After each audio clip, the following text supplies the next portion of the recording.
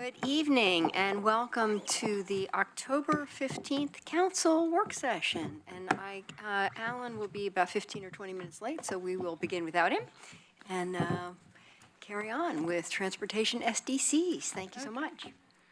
Well, good evening, Mayor and Council. It's nice to be back at the table with you. We have a couple of different public works items tonight. We'll start with the Transportation SDC discussion, and then we'll move on to the Transit Tomorrow conversation. So it's nice they're together.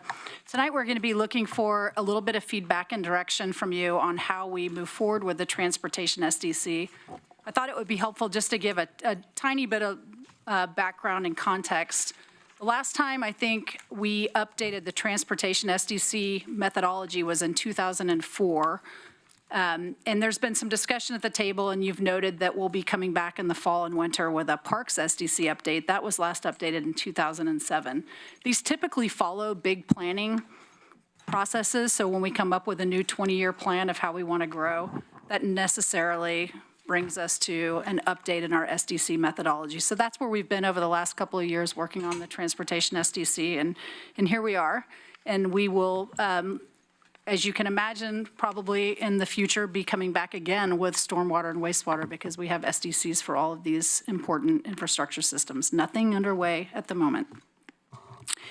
I also want to just respect and just acknowledge the difficult decisions you guys are asked to make. You have council vision and goals that cross a number of things, and it's never that easy. So, for example, you have, how are we going to balance our revenues and make sure that we can sustain our city and also make sure we have a safe community and we have accessible and thriving recreation.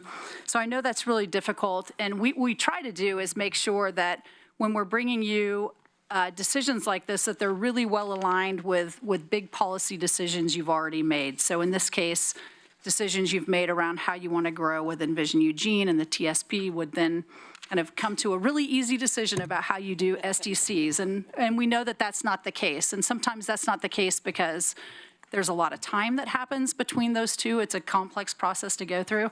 And sometimes that doesn't happen because the community context changes. And we know, we all are super aware that we're having these discussions during a time where we have a bit of a housing crunch, and housing affordability is kind of front of mind for all of us. So, but also at front of mind for all of us is how we continue to maintain a diverse set of revenues that help us take care of this community as it grows and meets all of your other priorities around economic development and climate change. So with that, I just want to acknowledge it's not easy, and I think what Mark's going to propose tonight is at least a reasonable way we can potentially phase this in and come to some decisions together that feel better, but may not be perfect. Okay, thanks. Thank you. Good evening, Mayor and Council. So I'm going to, here's my outline for tonight. I'm just going to do a little bit of overview of SDCs and then talk about what's come before you before this evening. Some of the documents that, because it was a fairly large package, if you remember, that was the public hearing was on because it had 2 resolutions and an ordinance. So I'll just talk briefly about that, the comments that we heard during the public hearing, and then how we propose to move forward and address or incorporate and address those comments. So SDCs are real. The gist of it is it's a way for new development to fund its share of infrastructure costs. And there's 2 components to SDCs. There's a reimbursement fee, which is a way to capture capacity in existing infrastructure that new development will use to capture the investment the community's made. And then there's improvement fees, which is to build new capacity into the system, new capital improvements.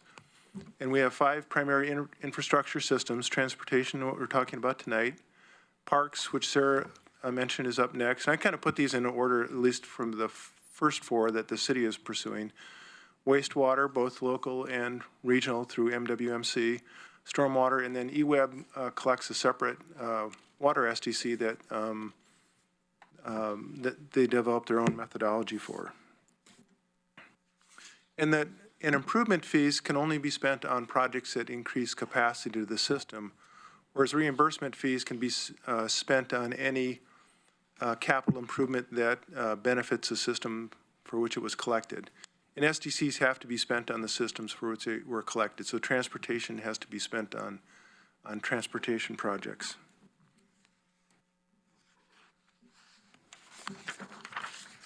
So the types of projects we fund with SDCs. So there is years ago, there was a council resolution that said we should prioritize pavement preservation with the transportation reimbursement fee. And for all of our systems, the reimbursement fees are primarily focused on capital improvements that rehabilitate the existing infrastructure that we have.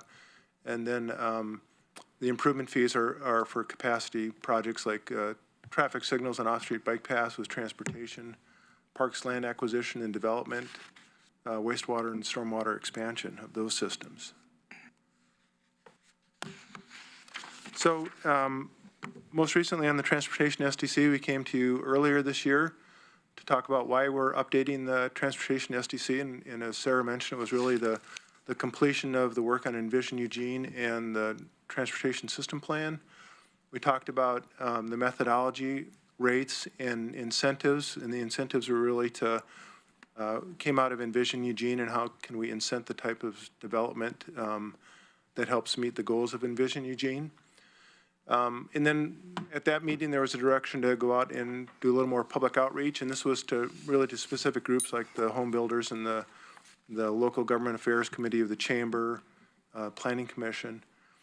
And then we came back, or in that same work session on the 13th, we had all of the documents that we kind of walked through what each document meant and how it would be adopted. And then on June 18th, we had our public hearing. So that the amendments to Eugene Code are part of the changes to the SDC, and the amendments to code are done by ordinance. And so it's really about clarifying some of the language in it, and that's where the incentives would also be documented in Chapter 7 of the Eugene Code, which is the title of that chapter is Public Improvements. The statutes require that we have the state statutes require that we have a transportation SDC project plan, and that would be adopted by resolution. And that would include the estimated costs, the timeline of projected timeline of construction, and then how much of each of those projects would be eligible for SDCs. And then finally, there's the methodology itself, and that's a separate document, and it's combined with all of the systems, and that's adopted by resolution.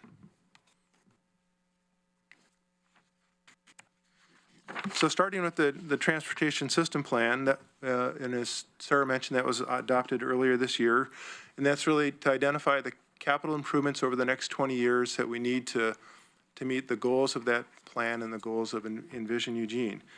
And the cost estimates at the time were in 2014 dollars.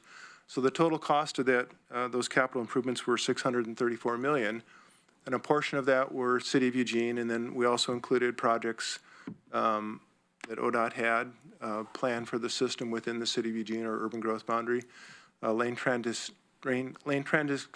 district, and also some rail projects. So of that $342 million, that then goes into a separate document, which is our Transportation System Development Charge Project Plan.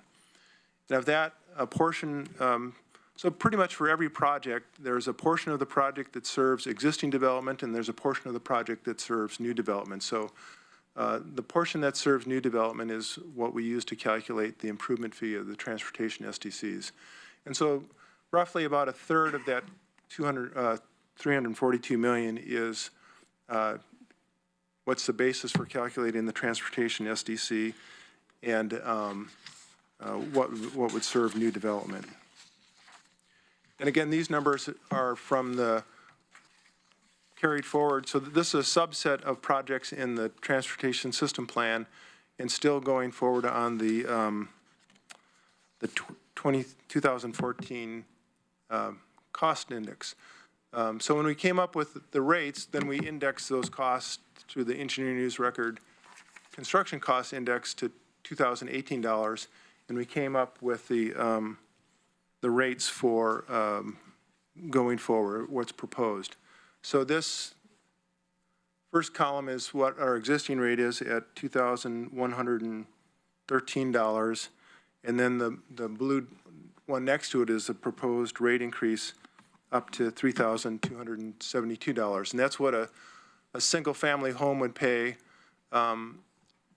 Other types of residential uses, like apartments, would pay, I think, per unit in about 60% of what a single-family home would pay per unit, because there's less demand on the system. And then our other types of uses are typically based on square footage, and it's based on trip generation characteristics from national studies that are documented by the Institute of Transportation Engineers.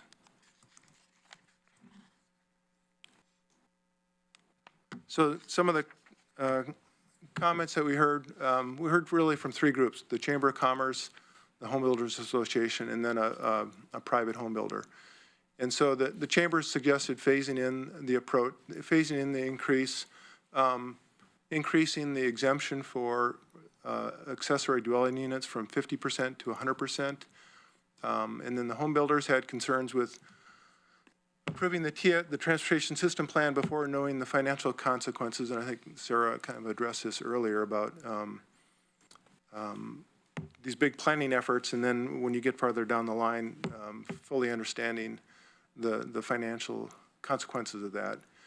And then a request to determine which projects to construct without increasing the current transportation system development charge. So I'll address that point now, is that we wouldn't change the TSP, and we wouldn't really change the project list. What would change would be the length of time it would take to implement those projects. So the way it's structured now, the financial plan now, is we would need this much money to build these projects within a 20-year time frame. So if we didn't increase the transportation SDC list, rate, we'd still want to build those. That's the right set of projects. It would just take longer to build those projects.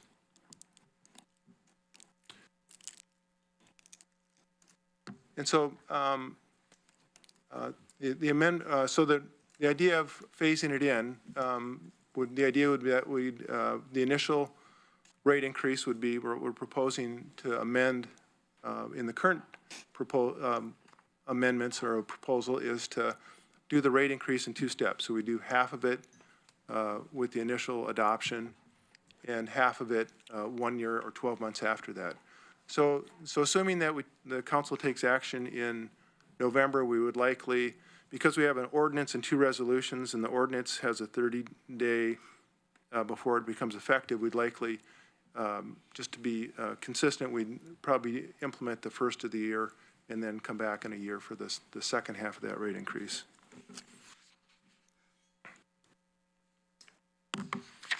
And then talking through, so we talked quite a bit about the last time about the incentives, so I'm just going to go over them quickly, and I think this highlights the three that out of the 7 pillars of Envisioned Eugene, what we're trying to accomplish through the incentives in the transportation SDC. So one was incentives for that are kind of location-based, the downtown area, key transit corridors and frequent transit networks, and then transportation demand management. So that transportation demand management is where developments would put in measures such as bus passes or additional bike parking, or create some sort of incentive to reduce the single occupancy vehicle trips of their business. So this was the 30% suggested for the downtown plan area. This was the Envision Eugene key corridors. And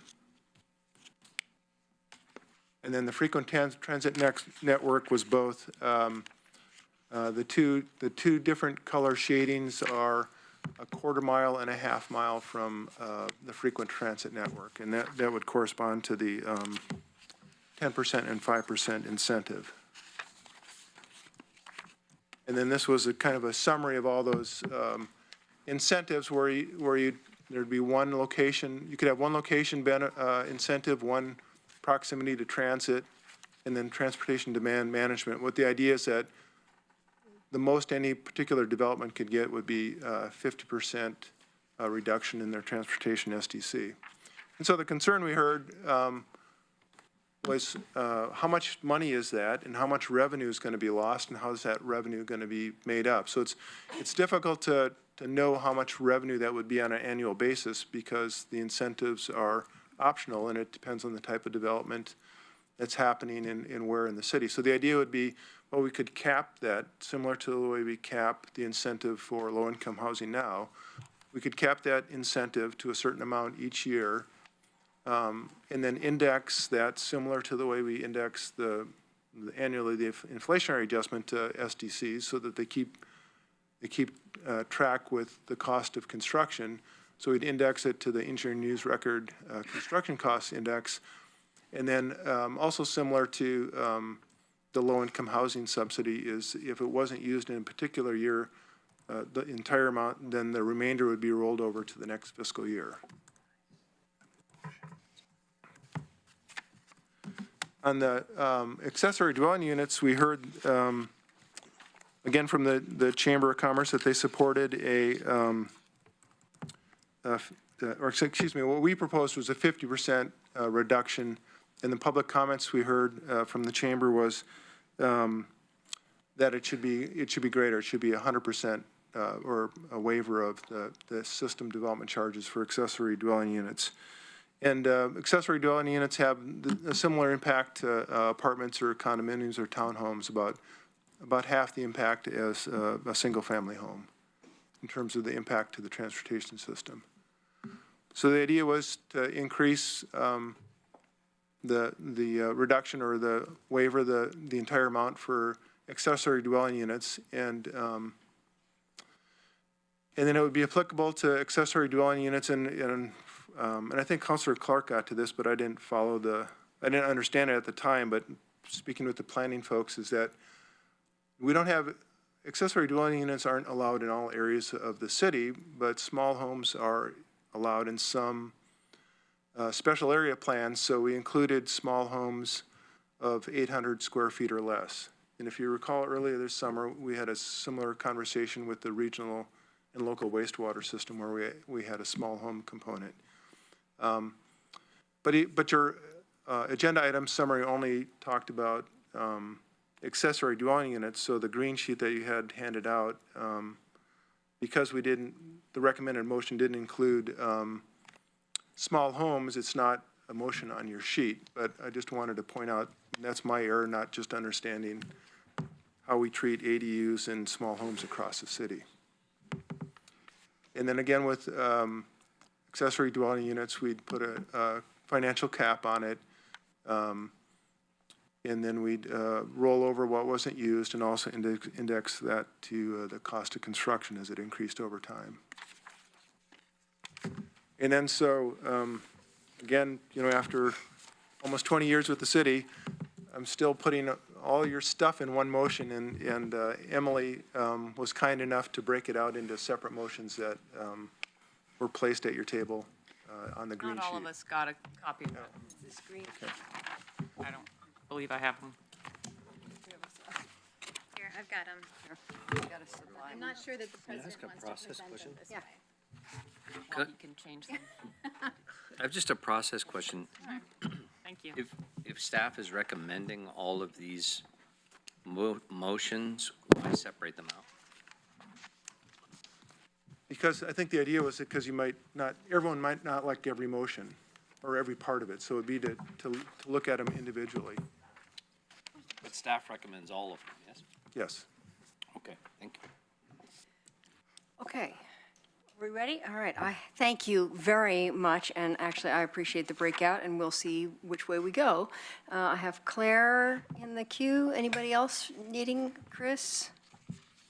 Yeah, I suppose. I was waiting for you to wave your hand. Okay, take it away, Claire. Thank you. Thank you for the presentation. This was clear, and I don't have a lot of questions. But I did want to ask you to explain a little bit further about the cap, the idea of the cap, just in the principles involved there. So for non-ADUs, you're proposing a cap of an annual cap of 130,000. Right. So explain what that means.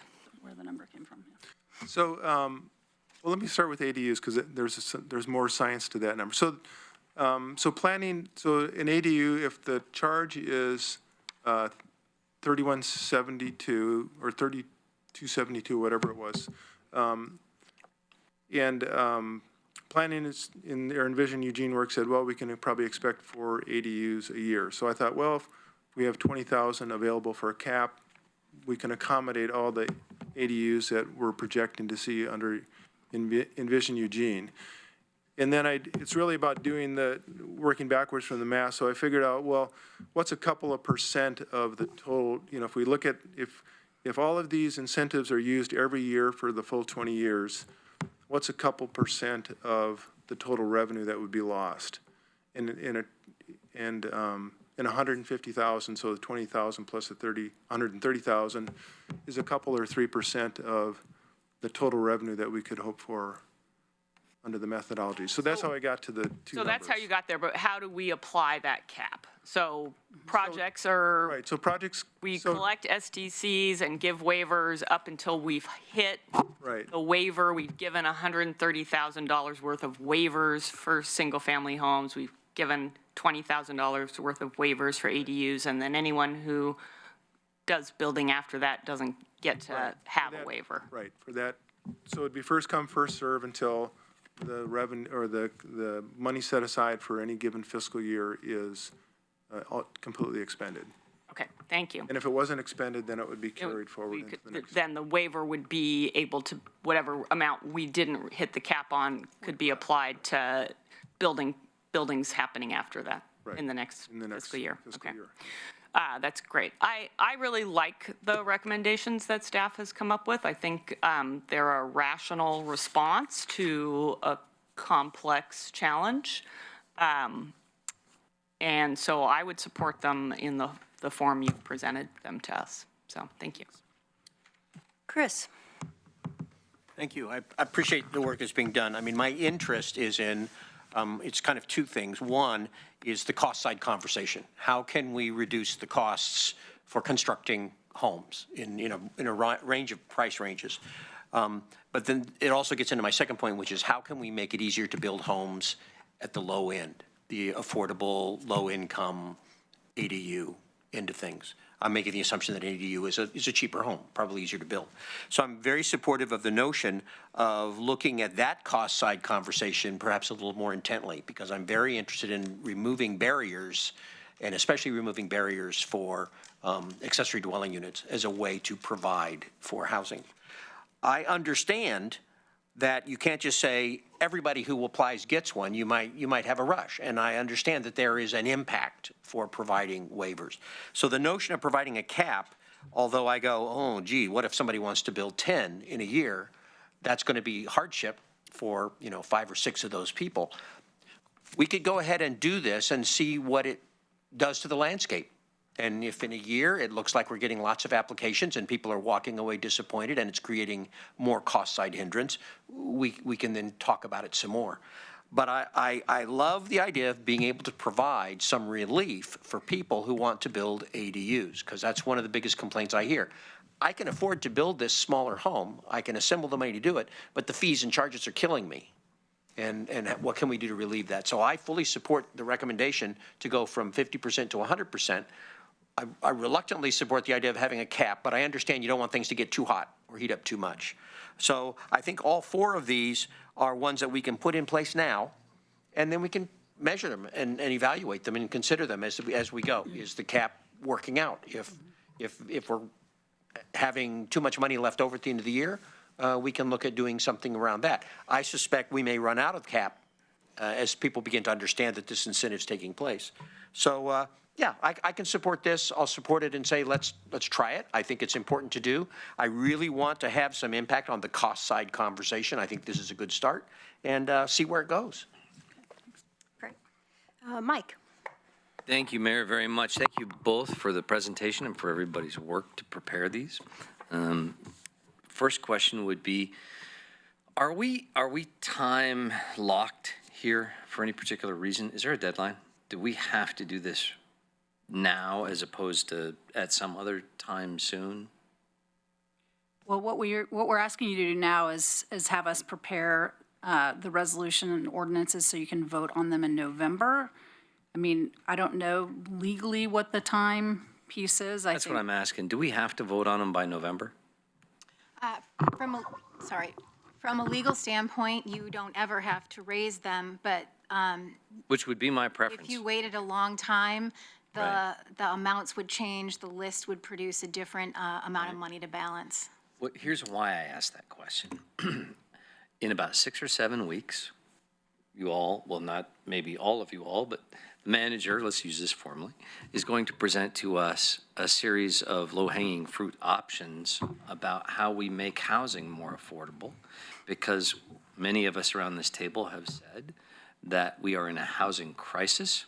We've heard it amongst the rest of the community in a number of other ways. We are quite literally, if you look at the planning involved, thousands and thousands of housing units behind where we need to be to have a balanced market.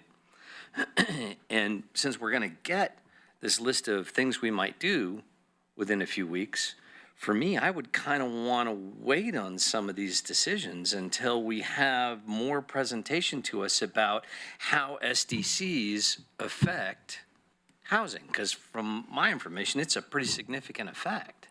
I understand the caps, but I have two concerns there. Number one, it's not nearly enough to actually have meaningful numbers built. I think it's too low of a cap, if you have to have a cap. And number two, that it seems indiscriminate to me to have a cap. If somebody happens to apply at the right time or the wrong time, that may or may not qualify, depending on, I think the incentive should be based on what we want to see people do to fulfill the best goals for the community, not based on what the city is willing to let them do, based on what we can afford to give up as a revenue in our planning. So there's a part of me that really wants to wait and see what this looks like in context with other suggestions about how to make housing more affordable in our community, and what these impacts would generate, because I think it's significant. So I don't exactly know what I'll move yet, but it sounds to me like we don't have an emergency basis to have to act right now. Do I have that right?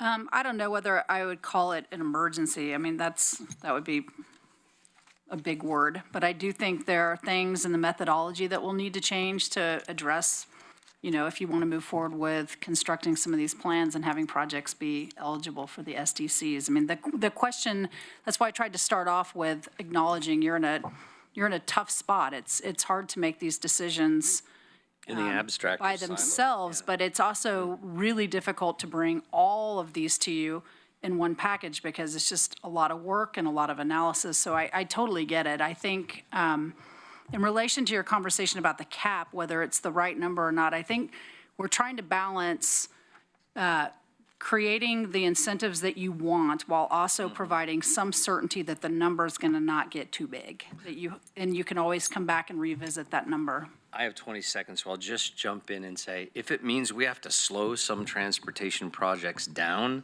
a bit, as opposed to we can actually incentivize building more ADUs, the ADUs win for me. So we slow some things down. That's why I'm not for the cap. Thank you. Jennifer? Yeah, I'm curious, okay, so for the cap, so you said the 20,000 is based on creating 4 units for the whole city?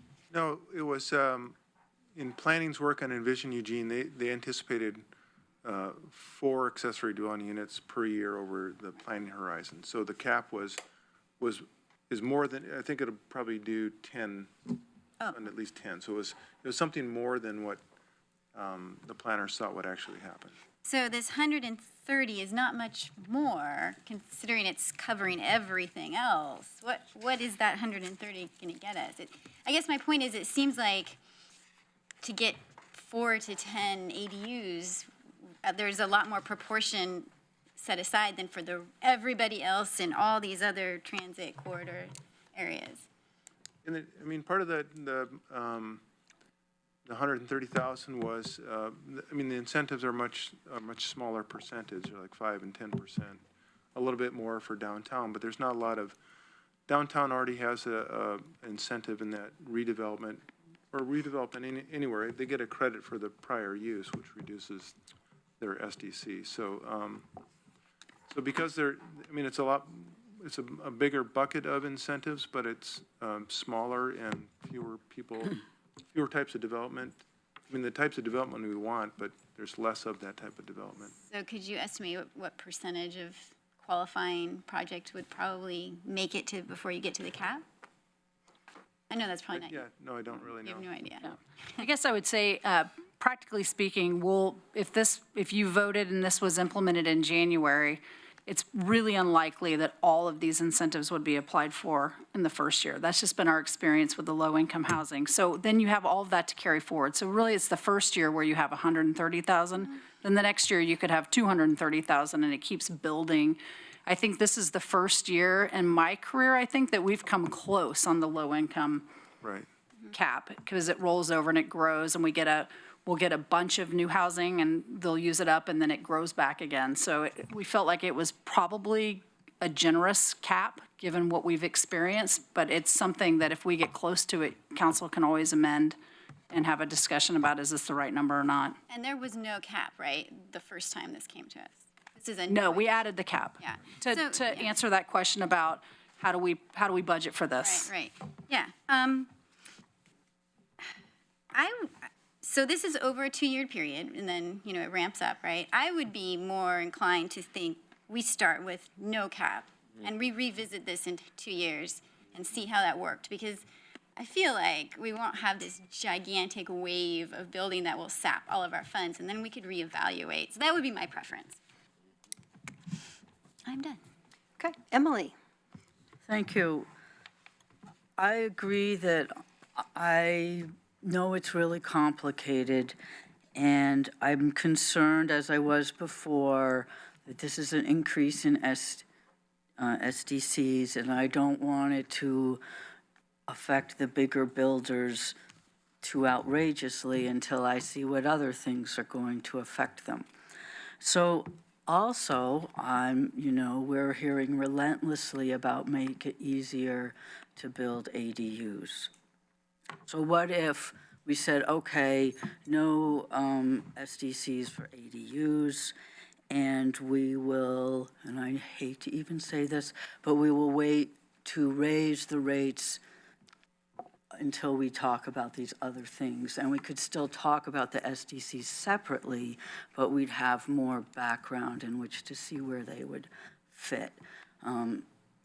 I just hesitate to make this one change and then have to come back and either change it or adjust the next things to accommodate it. The cap, I would double it and call it good. Okay, anybody? Betty, do you need a turn? Yes, I want to say something. The whole purpose of SDCs is to cover the cost of growth, to cover the cost that's incurred because of the building. And I'm not in favor of a total, for the ADUs, I would prefer the 50%, which was originally proposed. But I think it's important that we do keep up with improvements that are needed and things that are caused by new buildings. Thank you. Greg, comments? Alan, do you need a moment? Comments? No. So I will take an opportunity to weigh in on just a couple of comments that I've heard. The concern about delay. I have a concern that we keep waiting for some finish line in which we have all the information we need so there and we can make a decision. And I think we are trying to create a landscape in which builders know what they're facing and they can make those choices. And if we have this is responsive to a public hearing. So I'm very concerned about constantly saying, we don't have enough information yet, and therefore we can't make a decision. I think at a certain point, you make a decision so that people know what the landscape is, and then you make the next decision related to that. And we do know that it's very possible that we'll have to go back and readjust this because time will tell whether these were the right estimates for the rate and growth. But I would not want to wait for the housing tools and strategies because that will be a work session. We will then have to go through a whole process with those. So it's not like just delaying for 6 weeks. It's delaying for a year before you get back to this. So just a cautionary note about constantly pushing the goal line farther and farther out. It just makes it really hard for anyone to know what's going on, and it does delay construction projects that might now be in the pipeline. So that's just my caution to you. And I think it would be worthwhile to look at if we want to do these as 4 separate pieces, since we have a couple of counselors interested in changing maybe 1 or 2 aspects. So second round, I have Mike, I have Emily, and Claire. Okay, Mike, take it away. Thank you. I recognize the mayor's point and take it that it's in combination with Sarah said, what we do is complex at this table and takes a lot of time and thought and effort, and there's a lot to it, and you can't do it all at once. And there is no perfect place where you find this. But the other side of that is true, is that acting before we know can have very negative effects. And my concern is that us saying now it's going to cost more to build homes here is the exact wrong message at the exact wrong time. And if done in conjunction with, a well thought out plan a few weeks from now for how we can see homes built more affordably in our community, for our community members to have a balanced, economical place to live, I think it makes some sense to understand it in context. And I would suggest the opposite argument to come back and fix later would be, especially with the caps, let's put into place, I guess, if we have to, if the votes are there to do it, 1 and 2, and if we get obscene amounts of utilization, then we can come back and put a cap on it. And, I don't see a reason for us to start out from the starting gate saying, gosh, I hope these incentives don't work, because, we're gonna start with limiting them before we even start. If they are wildly used, then maybe we need to revisit that in time, would be my approach. Thank you. Emily? So if the increase goes in now, do we have any idea of what, if any, or numbers of projects that then would be halted? Because the prices are going up and people are saying, well, I can't build because it's too expensive. Do we have, anything that's teetering on that decision? Is it going to affect us in the short haul of losing buildings? Does that make sense? I don't have a list of those, but I am guessing that there are people out there that will say that this will have a pretty significant impact. I couldn't tell you who they are. Yeah. But I No, want it to just be. was a general feeling of, are people waiting, with their plans and their shredder machine to see whether or not these are going to go up that much for their project? And that's, I agree with Betty that we need some of these to build the infrastructure and improve it. I'd also rather to have ADUs at 50%, but I also hear the constant roar of let us build ADUs more easily. So, fine, build the ADUs, let me see you do it. But I'm just concerned, like Mike, and I also don't want to wait a year, like the mayor's saying, so, thanks. Claire? Thank you. So, I think the mayor's point about the upcoming work session is that, really it'll be the first time that we get a set of various recommendations, and we're gonna need to spend some time as a council kind of hashing those out and figuring out what they mean and getting some more public input. So it could be several months before we actually act on the information that we're gonna receive in December. So I do think there's some value in taking action on the transportation SDCs now and moving that forward so that, you know, if we stuck to the timeline that staff was suggesting, come January 1st, anyone anticipating building in the coming year knows what that landscape is going to look like. And there's a value in that for builders in our community. I would support the idea of, intrigued by the notion of removing the cap.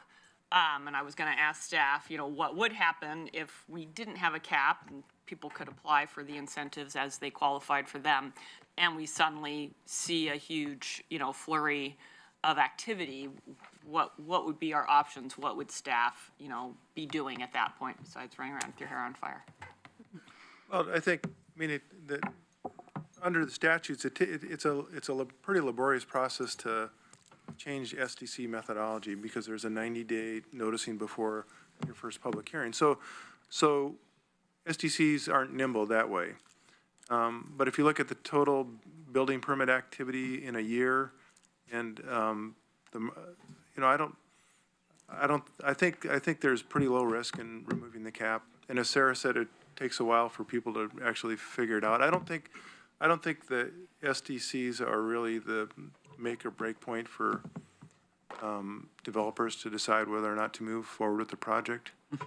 Maybe not, but they are obviously a serious piece of consideration about, you know, how they're going to price the homes that they eventually build and what does that mean for our local housing market. So, you know, that's why we're having this conversation. So it seems to me that the risk of removing the cap is fairly small in terms of our ability to you know, regroup and look at our list of projects and make sure we're doing due diligence in terms of what those projects are and how fast or slowly we might be able to do them. So I would support, you know, today taking action to move forward items 1 and 2 on the green sheet and, you know, not putting a cap and see what happens. And I do worry a little bit, and I know you've added to those projections, but I don't know that if the building that we've seen in the last, you know, 3, 4, 5 years is really indicative of what we might see going forward. You know, there's just a lot of dynamics that could change. Okay, Alan. Yeah, sorry, I was late. Slide 11, which compares our transportation SDCs to other communities, has, even after the increase, there's still 75% of the cities in this sample are higher than where we are. Number 11. Yeah, it'll take a while, unless there's someone that. Keep pushing it. Good advice. So, stuck on 13. So the point being that even after the increase, our rates are still substantially lower than almost every other city in Oregon, except for a handful or less. So I don't have a problem where we are in the market and what we're charging. Ours are not higher than everybody else's, so I've heard that from other people, which isn't correct. As far as the ADUs, to me, this doesn't matter that much because it's not going to be that many ADUs. So, and then in terms of caps, actually, if you're a budget manager, the thing you want most in your budget is certainty. And having uncertainties in your budget creates potential unintended consequences. So, because you can't plan on it. So having a cap be imposed, I think, is actually a good idea because it creates certainty. And if it turns out to be a problem, we can get rid of the cap. It's just a flip of that. So having this certainty in the budget and the program makes more sense to me. And if the cap becomes a problem, then get rid of it or raise it. Okay, any other comments? Oh, yes, right. I've got Mike for a third and Emily for a third. Take it away, Mike. Thank you. I would just suggest to my friend Alan that, first of all, it's a long period of time, 90 days, to change the SDC methodology, and if it turns out that the cap's a problem, just get rid of the cap.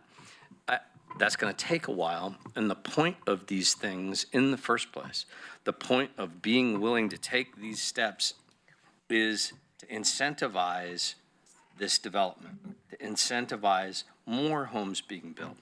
And I didn't have time to bring it up here, but I did a pretty in-depth spreadsheet of my own by going to the permit department and finding out how many permits for single-family homes and ADUs were built over the last 20 years, as well as the population increase, and I built a spreadsheet on it. One of the things that's really interesting that you see is that 12 to 15 years ago, we were building 800 to 900 single-family homes a year. Last year was 272, or something. I may have that number wrong, but it was 200 and something, upper 200s, 315 the year before. We're not building a fraction of what it is that we need to be, and we haven't for years, and that's part of our problem. We need to incentivize it. Worrying about whether or not, this is going to work or not, we need hundreds of ADUs. We had 4 last year. It's absolutely unaffordable to make them and to build them. And respectfully, Mark, I watched someone else in the audience that I know works in this field every day react to your comment just now, as I did internally, which was the comment that SDCs aren't germane to whether or not builders decide to build. It's a gigantic part of the decision-making process. It's very impactful in whether or not builders build.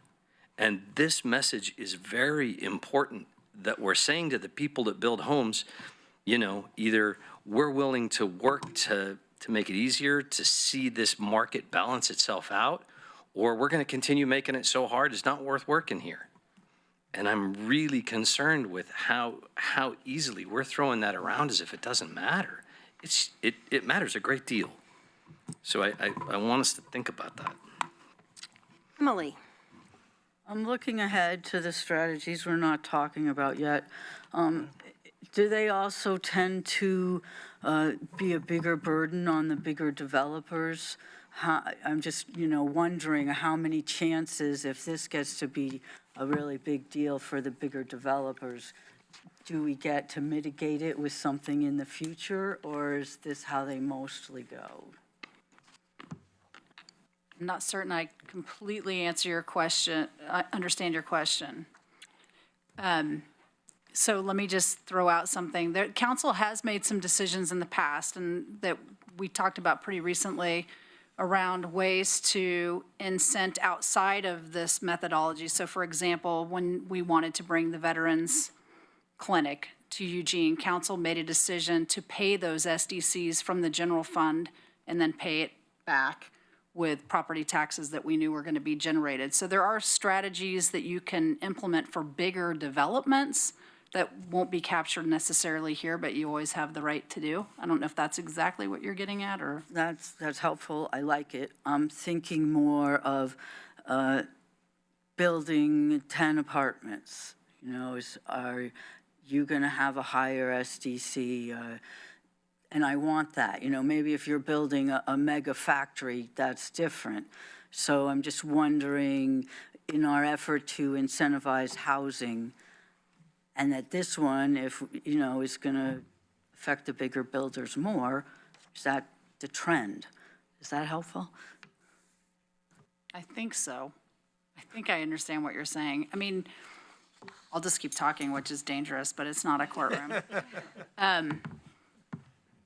The rate that you're looking at up here is based on the 1 unit, and Mark can probably speak more correctly about this, but it's a single-family rate, and so the rate gets higher as you look at commercial, and especially commercial businesses that have lots of trip rates. So if you have a restaurant or something like a large retailer, that number is going to go up. But your incentives that you're doing on the network won't pass that cost on to them, if that's what you're asking.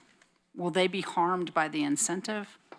No, I'm just thinking that as the rates go up for everybody, is this going to restrict the bigger developers? It seems like the smaller houses don't have as big a percentage SDC, and as you get to be spending more and more money, you spend a bigger percentage. Is that correct? at that, did you? The spend SDC bigger? goes up on the size of the project, larger projects. So an apartment complex will pay more, commercial business will pay more, so. So your percentage of your SDC, of your project is bigger, the bigger the project. So, okay, for one method, but what if the other methods keep doing it that way? There's going to be big unhappiness on the big builders. And I realize you can't answer all of this because we don't have the December meeting, but that was just a wonder. Thanks. So I just wanted to bring this back again. There are actually 2 points here, not just 1 point. I mean, we are, on the one hand, trying to ensure that we have a revenue stream to cover the commitments that we have made around affordable housing, around creating the infrastructure, around our general, what it takes to continue to provide services in the community. And secondly, we are trying. So that's the payment in, is that revenue side. And secondly, we are trying to make sure that we incentivize the kind of growth that we want. So we're really trying to do 2 things: raise some more money than we have been raising, and also direct the growth where we want to direct it. So it's not just one piece that we're doing. So just trying to dial that in one more time. There are 2 parts to it, not just one. Comments? Chris? Yeah, this has been a really interesting conversation, and being a person who would like to see us do something, yeah, I can go for 1 and 2. If that's the small victory that gets us where we need to go, that's okay. I do agree that building homes is getting more and more expensive. And what role fees, permits, charges is in that overall formula, I don't know, because everybody tells me a different story. I know that labor costs are going up incredibly. Materials costs are going up incredibly. Land costs are going up incredibly, much more than the additional $1,200 in an SDC. Labor, if it goes up 20%, that's a huge amount of money. Materials goes up 20%, that's a huge amount of money. That's a lot. And I think somebody says, well, I can't control labor costs. I can't control material costs. I can't control land costs, but I can go after the government to control their costs. And I'm not saying that's not the right thing to do. I mean, I want to try to reduce costs anywhere I can. So I'm willing to take a look at that and examine it. But I don't want to put the entire burden for why, homes aren't getting built and people can't afford them on the government. I don't think that's fair. I think there's a lot of things that contribute to the incredible cost of building homes in Eugene. I don't want to add an undue burden to that cost. So I do want to take that into consideration. I think the tools and strategies that we receive in December, I don't necessarily see as conflicting with the passage of 1 or 2. I think we do 1 and 2. I think that's a good thing for building the kinds of homes I want to see built. And I think we can also look at what comes to us in December and say, I want to do that too. Because all of that conversation, the conversation today and the conversation in December, that's all going to be cost side conversation, which is where this whole thing started with. Let's not just keep talking about how we can take more and more and more money from the home builders or the apartment builders. Let's start having a real serious conversation about how we can reduce some of the costs of building. And I can't affect land costs, labor costs, or materials costs necessarily, but I can look at the part that I can control, and I am willing to talk about what those fees and charges might be. And I think that may be a longer conversation. But for me, I need some action. I want some action. I want action in December, and I'd like some action now. And to me, if we can get 1 or 2, even if that much action we can take, I think that's going to be us moving in the right direction. Okay. Alan, and then we'll wrap it up. Go for it. Yeah, I agree wholeheartedly with what Chris just said. There's a whole bunch of factors that go into the cost of a house, and very little of it's actually the fees associated with it. It's not unsubstantial, but it's not what's driving this, I think, especially since ours haven't gone up in a long time, and when they do go up, they're still going to be substantially less than almost everybody else in the state of Oregon. So, and it's the reason we don't have a whole bunch of ADUs isn't because of our fees associated with them, it's because they're expensive. I mean, a tiny home costs like $25,000 to build. People don't realize that, I think, when they say, I want to build an ADU, and then they go figure it out, and it's really expensive to do. So we don't get a lot of them because and it's not associated, it's associated with all the things that Chris was talking about. As far as the number of houses being built, I think the types of houses that are being built are the wrong types of houses that people can afford. We've got a ton of multifamily units, and we've got a high-end market and nothing in between. So we're building fewer and fewer high-end market because fewer and fewer people can afford those. And if builders would build the $250,000 to $300,000 home, I think they'd sell them like hotcakes, because that's where the demand is. Okay, are we ready to put some motions on the table? I will, but I'd like to be in the queue for after it's on the floor, if I Okay. could, Mayor. I'll move the first one to direct the city manager to review the TSDC amendments that will they're proposed for council action by imposing the increase in the SDC rate in 2 steps, charging half the proposed increase for the first 12 months, and then charging the full rate after 12. Second. Okay, discussion? Again, let's be real clear, what we're doing here, although we're cutting back with this motion, we're only charging a little bit more. We are charging more. We're definitely increasing the amount we charge currently to build homes.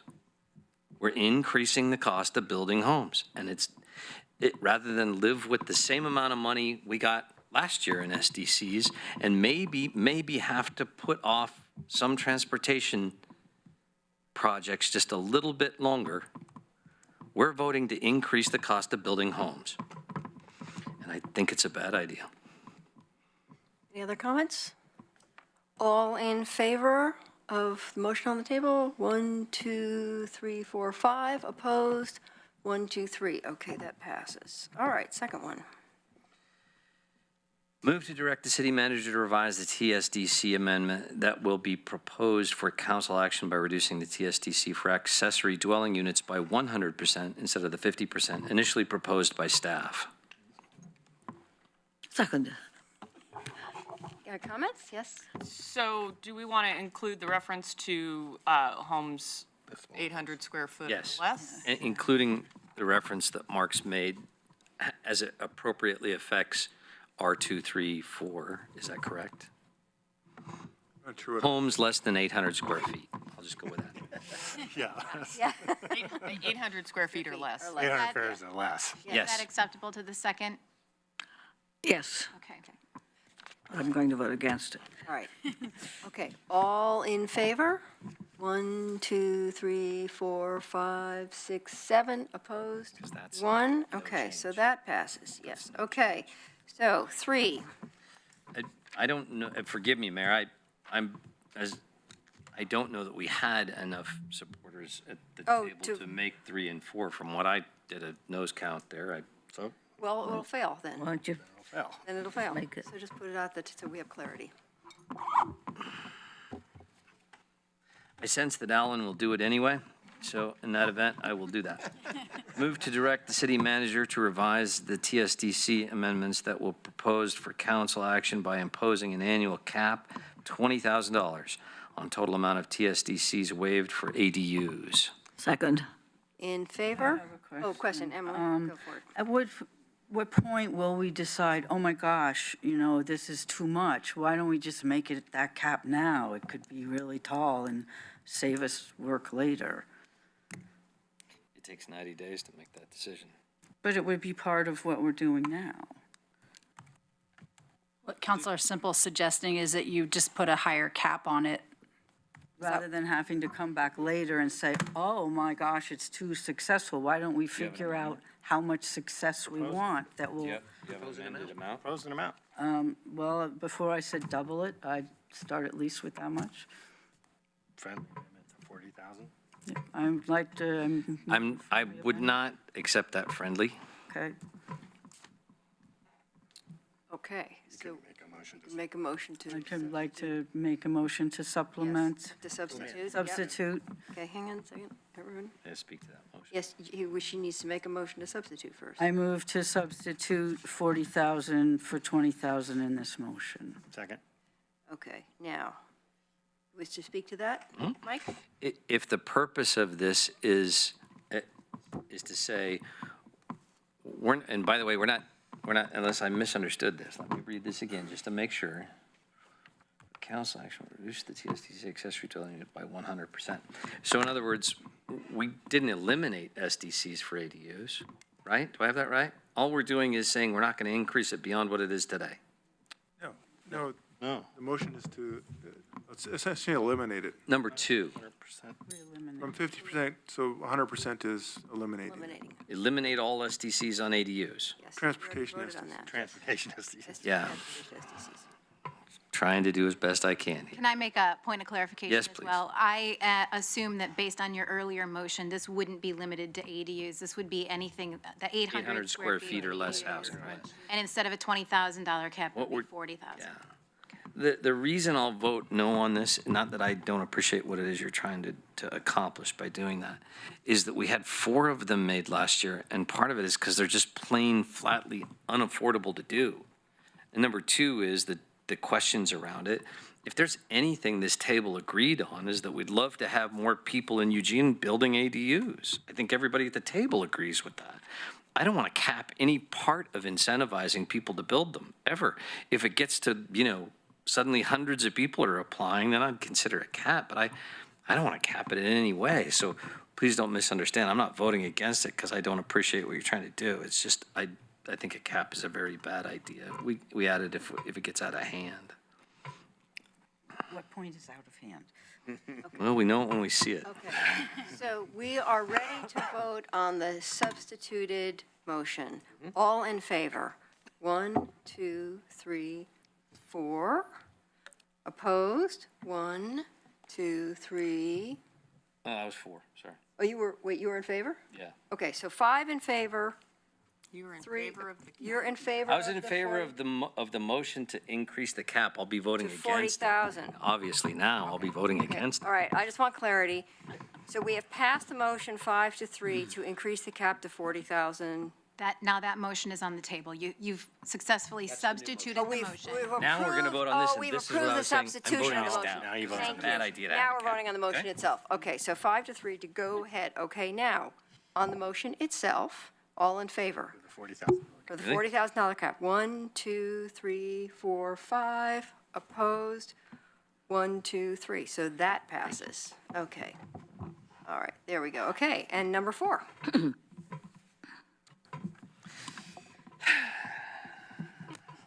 None of this is going to get used. Move to direct the city manager to revise the TSDC amendments that will be proposed for council action by imposing an annual cap of $130,000 on the total amount of TSDCs waived under the city's location-based transit proximity and transportation demand management incentive program combined. Second. Discussion? Yes, Mayor. Yes. So I'm going to ask staff again, kind of going back to what Councilor Semple raised, how will we know? So if we don't agree to put a cap, and who knows how the vote's going to go. But if we had no cap and we have all these incentives that we've, and we got a plethora of building happening in the next year after the, how would staff be forecasting the idea that, oh goodness, we're getting so much wave now, we're going to lose our ability, we are broadcasting that we might lose an ability to do some of the projects that we've made a commitment to. Can you talk a little bit about I think, how it'd be staff? pretty straightforward to just track the amount in monthly as building permits come in and report that to the council. And then, so I don't think it's going to be at the end of the year where we balance the books and say, oh my God, I think it's going to be as each building permit comes in that receives an incentive, we'll just be able to track them in that amount and so we'll have a good sense of if it's going to be an issue or not. With some lead time to say, all right, we've got to think about imposing a cap. Right. Emily? I move to substitute $260,000 for $130,000 as the cap. Do you have a second for that? Second. Why not? Okay, all in favor of the substitute motion? 1, 2, opposed? 1, 2, 3, 4, 5, 6. Okay, so we're back to the original motion. Please don't. We're back to the original motion. All in favor? This Of- gives us the cap. This gives us a cap of 130,000. All in favor? 1, 2, 3, 4, 5, and opposed? 1. Oh, you voted one- twice. you already voted. Take mine away from And change your mind. You can change your mind. Okay, so, opposed. we had, all right, so we have 4 to 4? Your turn. Okay, so I am voting to retain the cap, so I'm voting in favor, retain the cap. Okay, so we're done, right? Thank you very much. That was a workout. And I apologize on transit tomorrow. We've shortened your time a little bit, but please.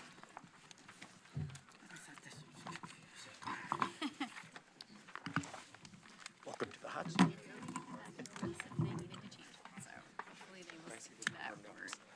Yeah, this one should be. I thought we were No, I going guess I home was. now. I'm just kidding. Just hoping. Big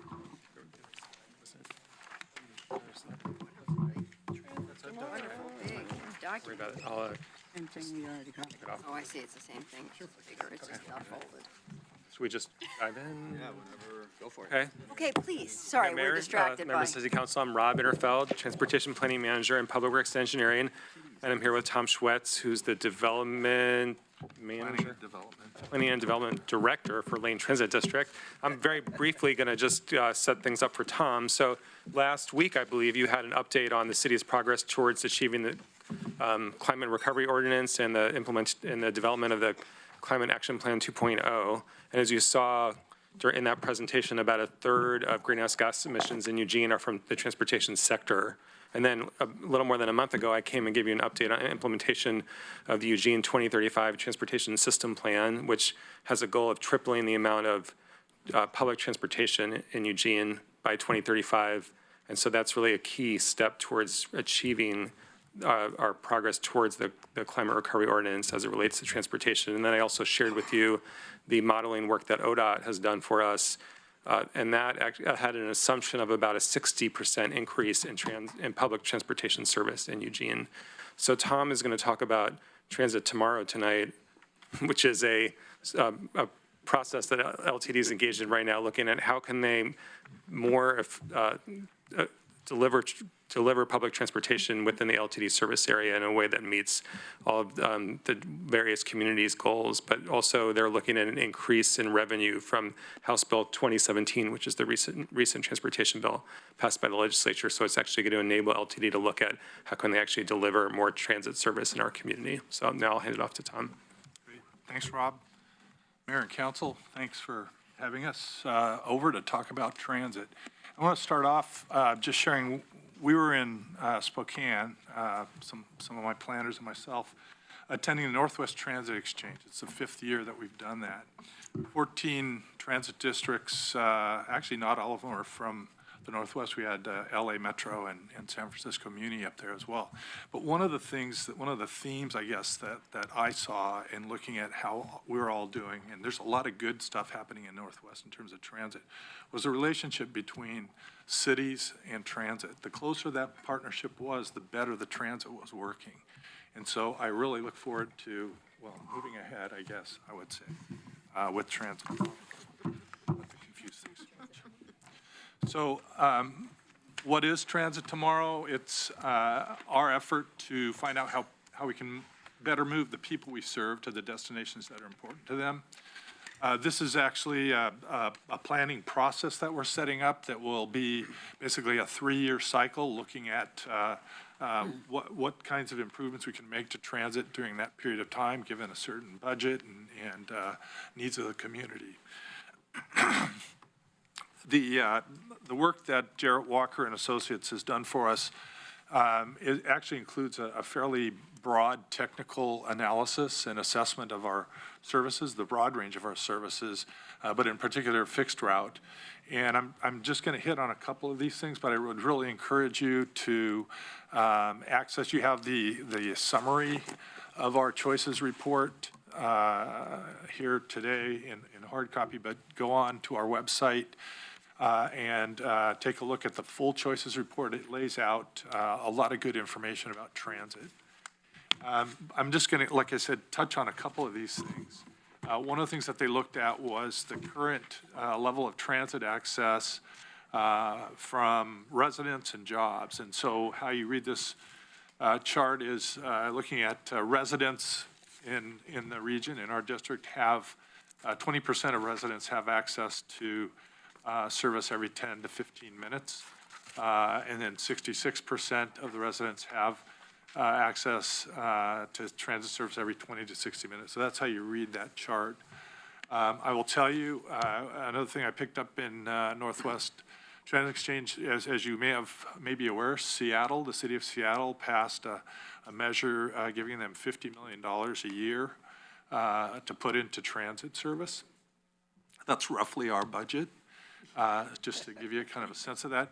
They're currently, and they've added a lot of service over the last couple of years, currently 67% of their residents have access to 10-minute or better service. So that's just an example of what can happen. Jobs, 14% have access to 10 to 15-minute service. So that gives you kind of a sense of the current levels. We would characterize this more as a balanced coverage ridership type of arrangement. Also, thought you might be interested in looking at how different disadvantaged populations access changes. So minority residents, 20% to 10-minute service. Low-income residents, 28%. Senior residents have 11, and then zero-vehicle households have 37%. One of the things that was interesting is they took a look at land use configurations. So not all density is equal, and not all density necessarily means walkability. And what they talk about is the more walkable a neighborhood is, or an area of town, the better access they're going to have to transit. And actually, if you look in this, it's not in this summary, but in the full report, they also look at low density. I just gave you a couple of things they put in there related to high density areas in our area. So Eugene, west of the university, very high density, also very high walkability, and you can see the grid that exists that really facilitates that walkability. In contrast, same level of density in northeast Eugene, the Goodpasture Island area. It has high density, but it's low walkability. There's not a lot of direct routes out to the major streets where transit would run. So that makes a difference in terms of what we can do. Another aspect of, or dimension of the work that Jarrett Walker's doing for us, we had developed a methodology to review our pedestrian network analysis based on something that TriMet had done a couple of years ago. And basically they're assessing the network in terms of various factors related to how people access transit. And so this is a heat map showing the kind of the composite score of where there may be needs for improvements to the pedestrian network analysis. So we'll be using that analysis to develop a set of recommendations that we can move forward for, but a lot of these things are things that we're going to be working with the City of Eugene staff, in terms of perhaps infilling sidewalk near key stops, or, addressing safety issues that might exist that are out of LTD's control. So Eugene, Springfield, ODOT, and the county, all the road agencies will be looking to work with them on the results of this. Lack of, or? More, there's just more active stops, so it's and again, if you're familiar with Jarrett Walker's work, he likes to talk about the trade-off, given a certain amount of budget that a transit district might have available to it, how should you invest it? And the trade-off is you can invest in ridership, where it's characterized as having longer walks but shorter waits, more frequent transit, or coverage, where you have shorter walk but longer wait. And like I said, our balance right now is about 60% ridership and 40% coverage. And so we'll talk about the trade-offs more in terms of where this project's going. So let me talk a little bit about community engagement that we've had. We kicked off the public engagement, actually the process as a whole really got started with the stakeholder forum back in June. And some of you were there. We had a good discussion going through this trade-off of coverage and productivity. And I think it was a good framing for what we followed up with, which was a number of our activities, trying to get a sense of where the community's at in terms of different elements of transit. Again, this concept of ridership, frequency, span of service, those types of things. And here's just a real quick summary of what we've done in that time between the June 26th meeting and the end of July. I guess we added a couple weeks in August, but during that time, we got this kind of engagement in a value survey. We also had an online interactive survey and a number of community presentations and listening sessions. And we were at numerous events to talk about transit tomorrow. And we used this input to help us with what became more of a technical exercise, looking at potential changes in our system. And the survey basically indicated regarding that ridership coverage trade-off, a clear majority of people are more interested in frequency. And that's especially true of those who identified themselves as frequent transit riders or metro area residents. They also, with respect to shorter waits versus shorter walks, more prefer shorter waits, so a higher interest in frequent service.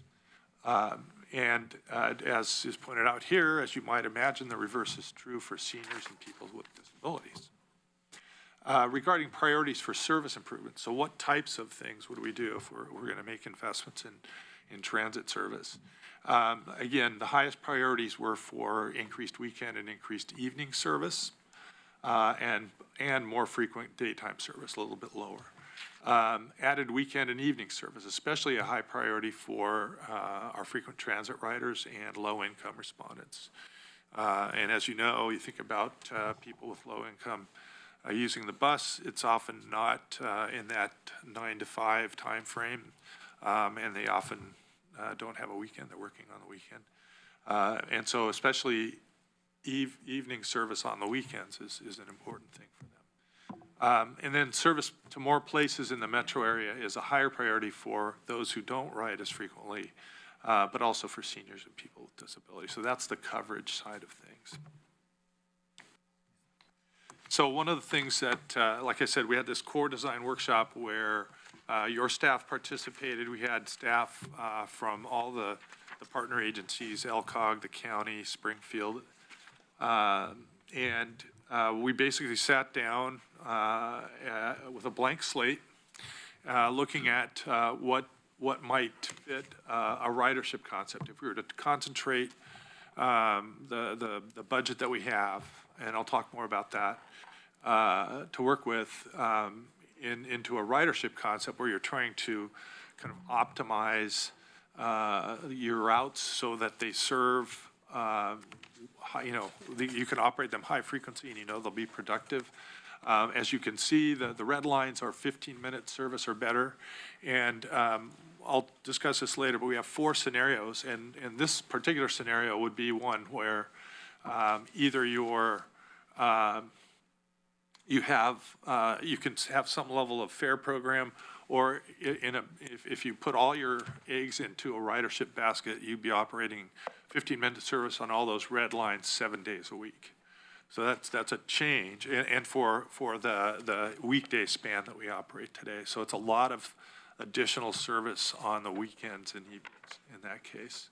And again, this concept is longer walks to service and shorter waits for service.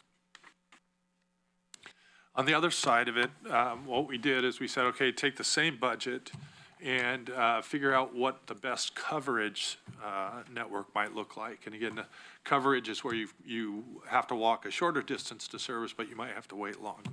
So again, the red is the 15-minute service. You can't really make it out, but the black is the MX system. An interesting concept was put forth by Jarrett Walker. He was there. Actually, he did most of the drawing on the map there. But his idea, thinking about MX, is because we've talked, and maybe you've experienced MX on the Franklin segment during certain times of day. It's overcrowded. When I was riding with AJ, she said the same thing. I mean, she's from LA. She's experienced really crowded buses. She said, we need to do something about this. And that would be increasing frequency on that corridor. And so Jarrett's concept, and he proposed this be in both the coverage and ridership scenarios, but would be to actually operate like we are today, operating the gateway service at 15 minutes, but have it go all the way to Eugene Station, and on the West Eugene side, also operate that with 15-minute service all the way to Springfield Station. And so the Franklin corridor becomes 7.5-minute frequencies, which is something when you think about 2021 games and things like that, we're going to need that kind of concept. So anyway, that's an idea that came out of the core design workshop. So those two scenarios, those two concepts are being further refined and will form the basis for the scenario report, which is being developed by the consultants now. So I was talking about the scenarios that we had. So we came up with 4 scenarios, and you can think about the focus of service. Ridership and coverage is one dimension of those scenarios, and then the focus of our new investments. You know, how much of our STIF, you may be familiar with that, or House Bill 2017, the new money coming into transit across the state. How should we use that? That equals about 8% of our budget today. So should we put it to service increases or fare programs? So fare programs would be like student transit pass or youth passes, as our board is starting to think of it, low-income fares, things like that. So there's again, we're working with a fixed budget. How should we distribute those funds? I put the green dot there as kind of where we're at today. Again, 60% ridership, 40% coverage. And we have a fairly progressive group pass program. So I put us down in that quadrant there. But the idea with this set of scenarios is to explore, you know, what would happen if we put more resources into service increases, or put more into fare programs, or, you know, balance things in terms of ridership and coverage. So that's kind of where we're at today in terms of we've set up this trade-off discussion in the community, and our next step is we're working, like I said, to produce a scenario plan or draft kind of scenario options to take out to the community in January. And we'll spend January and February doing similar types of outreach as we did in June, July, and August. And then we'll bring this back to the board in March and April, and with the idea of making a decision in either May or June around these things. So the board will be considering implementation of Youth Pass, like I said, looking at potential service increases related to the comprehensive operations analysis. We also have capital needs related to vehicle purchases. We're actually running kind of on the margin with respect to our capacity, so we need to get some new buses, and we've got to get more buses. So our buses are on the older side, and we need more capacity to operate some of this increased service. We're looking at a fare management technology that would provide more electronic fare technologies. We're looking at that. And then mobility on demand, or as we put it in our community improvement plan, mobility as a service. Those two terms are used in the industry to talk about basically on-demand types of services that would provide maybe that first and last mile for our service. So we're looking at those things. The process, like I said, is laid out here. Moving forward, we're going to start an interactive survey and listening sessions and do more stakeholder forums in the midwinter timeframe. So that's that January, February. And then we'll take that input to refine the alternatives and then go through a process of decision-making where the board will make some decisions in June. Thank you very much. Can I have a motion to extend the meeting by 10 minutes since it's 4 minutes to 7? So moved. Second. All in favor of extending the meeting? 1, 2, 3, 4, 5, 6. Opposed? 2, sorry. 3, it passes anyway. Okay. Greg? Jennifer? Betty? Okay. Take it away, Greg. Yeah, thanks for the report, Tom. This is really enlightening. Can you tell us a little bit more about mobility on demand pilot? Would that be including the existing cab companies and/or TNC companies to be involved in that? And then how would you go about making those selections for the appropriate provider to provide that last mile kind of service? So the pilot is, as it says, just a pilot. And it's more of a proof of concept. We want to see what we can do. And we're actually working with South Lane Wheels down in Cottage Grove to run a segment that we currently run today. You may be familiar with the loop that the 98 makes. And we'll be working with them to just, again, test out the technologies we're going to use and things like that. I think bringing it into the metro area is certainly kind of where we think it would do a lot of good. And we would be looking at that point at kind of a process for doing that. I will say we've had connections, made connections with Uber. A representative from Uber came to our strategic planning committee meeting last month and talked about potential partnerships. So we're looking into that, but there's nothing set up in terms of how we go about that. Jennifer? Yeah, thank you so much for continuing to work on this. I know it isn't easy. I'm sure other counselors had as much, when I look at it, it's really difficult to make some of these choices because you are, no matter what you do, you're going to make it easier for some and not as easy for others. So I just want to thank you for that. I did want to say I was really encouraged to hear that the clear majority, it says here, are people are interested in increasing transit access for more people. Of course, that means that some people won't get it, but again, it's not making that mistake that we have to be everything for all people. We clearly, as you said, can't afford to have shorter walks, shorter waits, and low cost. So we have to make a decision there about what's most important, and I think the conversation is headed in the right direction.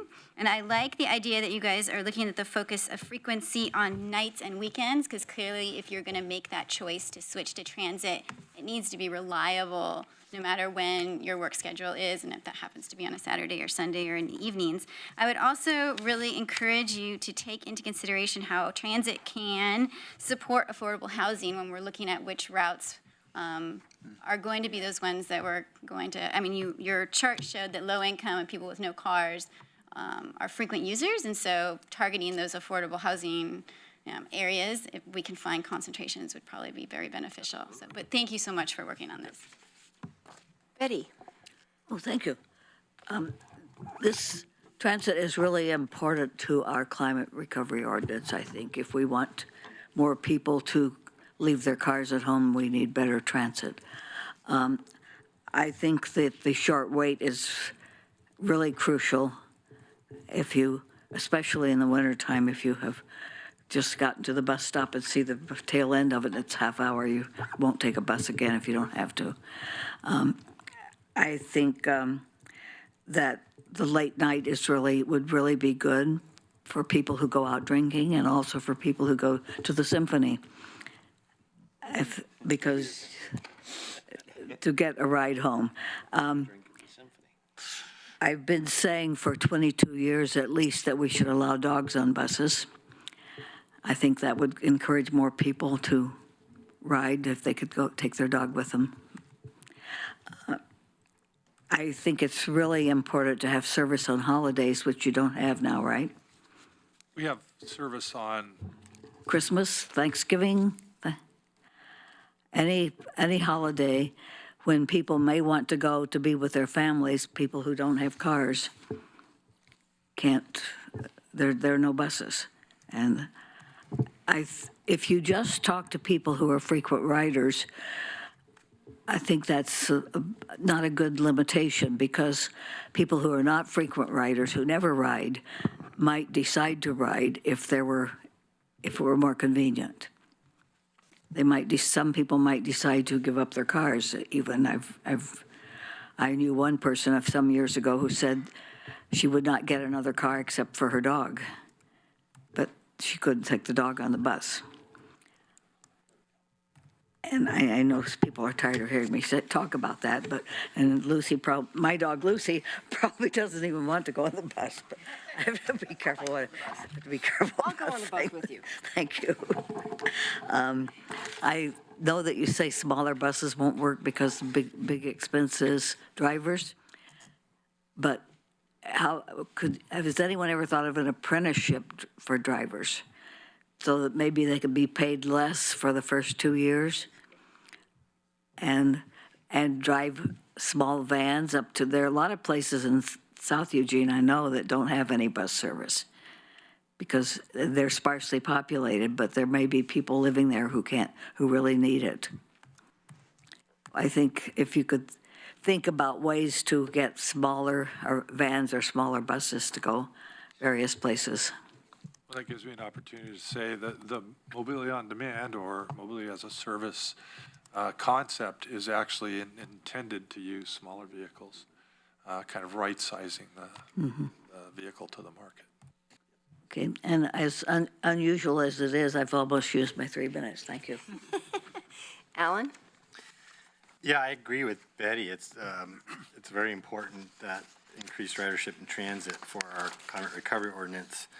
I've always learned that as long as transit is convenient and easy, people will do it. And to me, that's translated into shorter wait times. And, but it's an interesting trade-off when you look at those who support shorter wait times versus shorter walks. It's seniors and disabled people obviously would like shorter walks. So question one is, what are we gonna do about, if we do shorter waits, what do we do about those folks? That's the first question. Oh, you're answering. Yeah. Well, I think, again, you're going to look at where people live. We have relatively good access to certain parts of the population, elderly and disabled, certainly. But I think this is where, again, thinking creatively around this concept of smaller vehicles on demand.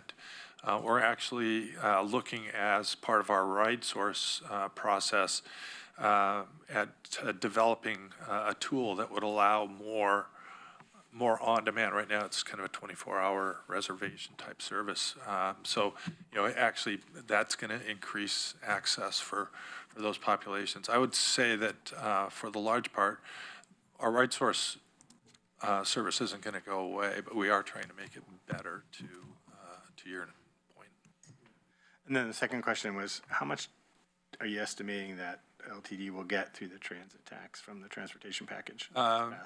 Well, the first part of the collection was a half a year. The Department of Revenue's estimating conservatively that compliance rates are going to be lower. And we were just talking, like I said, last week with TriMet folks. Those 3 counties and Lane County have been collecting a payroll tax for 45 years or something like that. So we think our compliance is going to be different than, say, some of the eastern counties that have never collected. But I guess the point is that we're looking at, or to answer your question, we're looking at on an ongoing basis $6 million a year. Okay, Claire. Thank you. So thanks for the update. Just a little critique for whoever developed this chart. I don't want to do math, So if they could put the percentage in the gray no access number as well, you've got the percentages for all the things you want to talk about, but no access should have a number there too. Because otherwise I got to do math here at the table, which is not fun.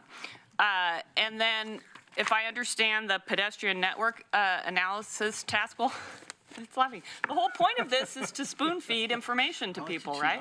So spoon feed it to us. Sorry, you made me extend the meeting. This is what you get. So the pedestrian network analysis, if I understand that right, that's showing kind of the current kind of hotspots of where pedestrians are accessing the system. So I'm assuming you and the consultants recognize that that's showing the access people have now, but not necessarily the access they need, right? They use these things because that's what's available, but it might not be really what's going to serve the needs for them, particularly if they're people with disabilities. Certainly. And just to clarify, the pedestrian network analysis was really focused on identifying the physical conditions of the stops that we have today, trying to address safety issues and access issues. Okay, that's And just so you know, we work closely with LTD on looking at this issue in other ways. So, for example, we recently, as you probably know, over the years, we've improved some of the pedestrian crossings on River Road, aligned with bus stops, and we recently applied for a grant to put in a lot more of those in the River Road corridor. Yeah. A lot of those would be aligned with bus stops. Okay. So. That's great. And then others have mentioned this, but if we're going to lean towards a shorter wait times with longer distances, then we really have to have an answer to how we're going to serve seniors and people with disabilities who cannot go those longer distances. And it needs to be a concrete plan for what that's going to be with funding. I absolutely agree that nights and weekend extension is important. That's something I've heard since I, moved here in the early 90s, that it's a long unmet need for our transit riders. And I agree with Betty that it could open up, for more folks to use the system. And then I'm still, worried about how this process is going to take into account the moving ahead process and what might come out of that, and how those things are going to kind of be aligned. Because there may be things, that come out of that throw a curveball into some of the analysis or conclusions that are drawn in this process. If I could just say, I know we don't have time to get into that tonight, but I think we can do a better job with respect to the moving ahead process in describing just how that process is going to fit with this one and vice versa. So we're working on that. We'll look forward to that. Okay, thank you. That's great. Thank you very much. Ask you one question. Would you like for Tom to come back when they're doing the next round of public outreach to share the alternatives? Yes. Okay. I think so. We would welcome that. And thank you great. very much. It's a great report, and we appreciate your patience. We are adjourned. Yes.